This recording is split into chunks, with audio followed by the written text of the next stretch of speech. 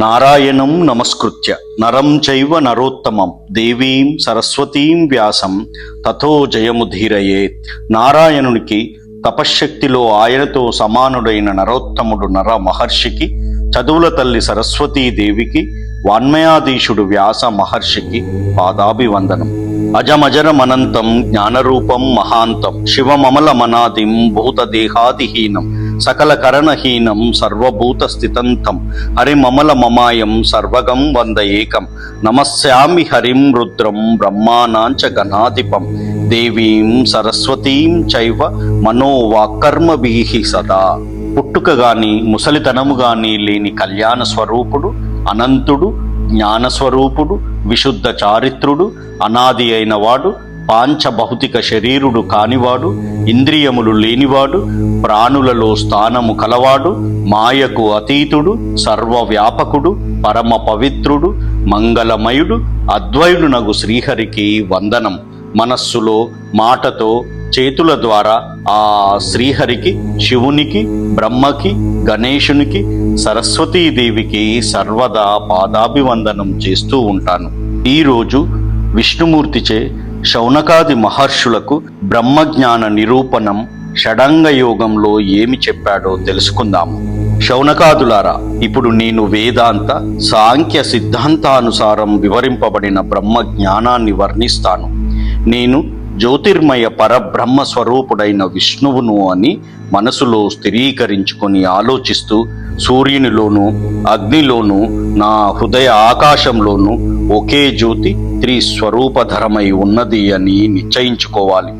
ఆవులోనే నెయ్యి ఉంటుంది, అయినా దానివల్ల ఆవుకి బలం రాదు. కానీ అదే నెయ్యిని ఒక పద్ధతి ప్రకారం బయటకు తీసి అదే ఆవుకు పెడితే మహా బలప్రదమవుతుంది. అలాగే భగవంతుడు ప్రతి మనసులోనూ వెలుగుతూ ఉంటాడు, కానీ ఆయనను పద్ధతి ప్రకారం పూజిస్తేనే పలుకుతాడు. యోగం అనేటి వృక్షాన్ని ఎక్కదలుచుకున్న వాడికి కర్మజ్ఞానం అవసరం, కానీ యోగ వృక్షాకారుడినికి వైరాగ్యం తప్ప ఇంకేదీ అక్కర్లేదు కదా. యోగ మోక్షాలను గూర్చి కాకుండా శబ్ద విషయాధికముల గూర్చియే తెలుసుకోవాలనుకునే వానిలో రాగద్వేషాలు ఉత్పత్తి అవుతాయి. లోభ, మోహ, క్రోధాలకు వశీభూతుడై పాపాచారుడవుతాడు. సుసంయతంగా చేతులను ఉపస్థయనగా, మూత్రేంద్రియము ఉపస్థయని, ఉదరాన్ని వాక్యాన్ని ఉంచుకోగలిగిన వాడే విప్రుడని బుద్ధిమంతులు వక్కానిస్తారు. ఎవరి చేతులైతే పరద్రవ్యాన్ని అపహరించవో, హింస చేయవో, జూదమాడవో వారి చేతులే సుసంయత హస్తాలు అని అనబడతాయి.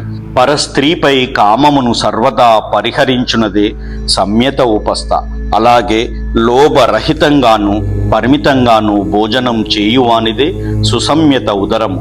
హిత పరిమిత సత్యవాక్కులతో నుండునదే సుసంయత వాక్యము.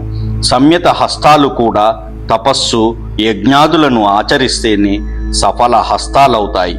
ఇక ధ్యానమనగా మనో బుద్ధిరింద్రియ ఆత్యంతిక ఐక్యత, అనగా మనస్సు, బుద్ధి, ఇంద్రియాలు ఇవన్నీ ధ్యేయతత్వంపై సంపూర్ణంగా సంలగ్నమై ఉండుట.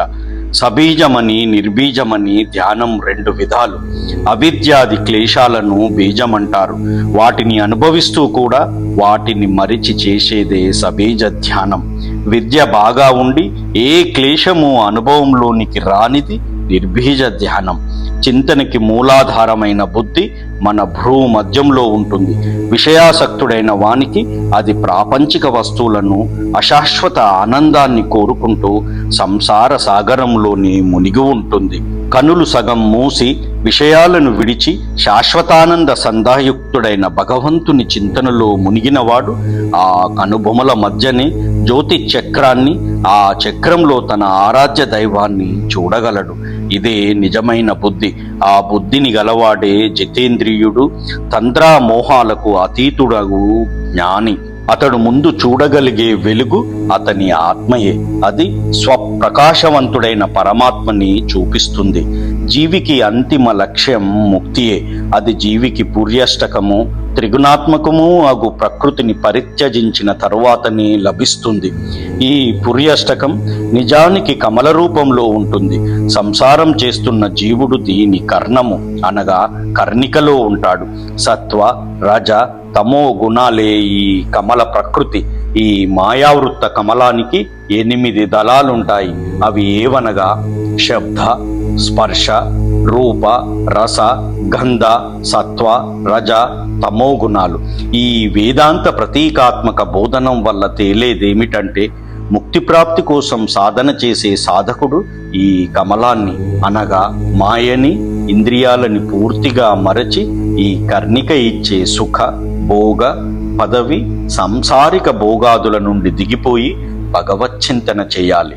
షడంగ యోగం వైపు మళ్ళాలి.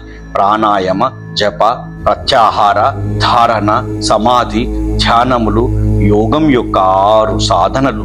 ఇంద్రియ నిగ్రహం వల్ల పాపక్షయము, పాపక్షయం వల్ల దేవప్రీతి సులభమవుతాయి. దేవప్రీతి ముక్తి మార్గంనకు తలుపు తెరుస్తుంది. అప్పుడు మొదటి సాధనం ప్రాణాయామంతో పనిపడుతుంది. ఇది అనివార్య సాధనం కూడా. గర్భమని, అగర్భమని ప్రాణాయామం 2 విధములు. జప ధ్యానయుక్తమగు ప్రాణాయామంను గర్భ ప్రాణాయామని వ్యవహరిస్తారు. 2వ రకంలో జప ధ్యానాలుండవు. 36 మాత్రల పాటు చేసే ప్రాణాయామము ఉత్తమమనిపించుకుంటుంది. 24 అయితే మధ్యమమని, 12 అయితే నిమ్నమని పెద్దలు చెప్తారు. ఓంకారాన్ని జపిస్తూనే ప్రాణాయామం చేయాలి. ఈ బ్రహ్మవాచక ఓంకారం బ్రహ్మని ప్రసన్నుణ్ణి చేస్తుంది. 6 అక్షరాల ఓం నమో విష్ణవే అనే మంత్రాన్ని, 12 అక్షరాల గాయత్రి మంత్రాన్ని జపించాలి. అన్ని ఇంద్రియాల ప్రవృత్తి సాంసారిక విషయ వాంఛల వైపే మల్లుతూ ఉంటుంది. ఈ ప్రవృత్తిని నివృత్తి చేయడమే అనగా ఇంద్రియాలను నిగ్రహించి విషయ వాసనలను సంహరించి కోరికలు లేకుండా చేసుకోవడమే ప్రత్యాహారమని చెప్పబడింది. మనస్సును బుద్ధితో పాటు ఈ ప్రత్యాహారంలో స్థిరంగా ఉంచి 12 మార్లు ప్రాణాయామం చేసి అలా చేయడానికి పట్టినంత కాలం పాటు బ్రహ్మలో మనస్సును నిలిపి ఉంచుటను 12 ధారణాత్మక ధ్యానం అంటారని బ్రహ్మోపదేశము. నియత రూపంలో బ్రహ్మాకార వృత్తిలో సాధకుడు అనుభవించే సంతుష్టిని సమాధి అంటారు. ధ్యానం చేస్తున్నంతసేపు మనసును చంచలం కాకుండా అనుకున్న పని అయ్యేదాకా నిలపగలిగే శక్తికి ధారణయని పేరు. మనస్సు ధ్యేయతత్వం పైననే ఆసక్తిని కలిగి ఉండి మిగతా సంసారంపై నిరాసక్తతను పెంచుకొనుటయే ధ్యానం. ధ్యాన పారాయణులైన సాధకులు ముఖ్యంగా మునిగణము ధ్యేయ పదార్థ చింతనను అవిశ్రాంతంగా గావిస్తూ అందులోని నిశ్చలంగా నిలిచిపోతే దానినే పరమధ్యానం అంటారు. సాధకునికి కన్నులు తెరిచిన మూసిన ధ్యేయ దైవత్వమే కనిపిస్తూ ఉంటే తనకి దైవానికి తేడా లేదనే పరిస్థితి ఏర్పడితే శరీరంపై పాములు పాకుతున్నా, పుట్టలు మొలుస్తున్నా తెలియని దశ ఏర్పడితే దానిని సమాధి అంటారు. ఎవరి మనసైతే సంకల్పరహితమైపోతుందో, ఎవరి ఇంద్రియాలు విషయచింతన నుండి సంపూర్ణంగా విరతాలైపోతాయో వారు సమాధి స్థితులుగా చూడబడతారు. వారే బ్రహ్మలో లీనమై ఉంటారు. వారు మరల వెనుకకు వచ్చి మానవలోకంలో మామూలుగా జీవించడం ఎక్కడో జరుగుతుంది. యోగులను కూడా చెడగొట్టే దోషాలు కొన్ని ఉంటాయి. చిత్తం యొక్క అస్థిరత, భ్రాంతి, దౌర్షనశ్యం, ప్రమాదం వంటివి. మనస్సును స్థిరంగా ఉంచుకోవడం కోసం సాధకుడు ముందుగా స్థూల స్వరూపాన్ని చింతించాలి. తరువాత నిశ్చలుడై తన కనుబొమల మధ్యలో జ్యోతి స్వరూపుడైన పరమాత్మను ఊహిస్తూ ఆ చర్యపై అనురక్తుడై స్థిరత్వాన్ని సాధించాలి. ఈ విశ్వంలో పరమాత్మయే తప్ప వేరేదియూ లేదు. ఆ పరమాత్మయే విశ్వరూపము అనే నిశ్చయానికి వచ్చి పరమాత్మ కాని పదార్థాలన్నీ అసత్తులే, అనిత్యాలే అనే జ్ఞానాన్ని పొంది ఆ వస్తువులన్నింటినీ పరిత్యజించాలి. తన హృదయ పద్మంలోనే ఓంకార రూపంలో వ్యాపించియున్న పరబ్రహ్మను ధ్యానించాలి.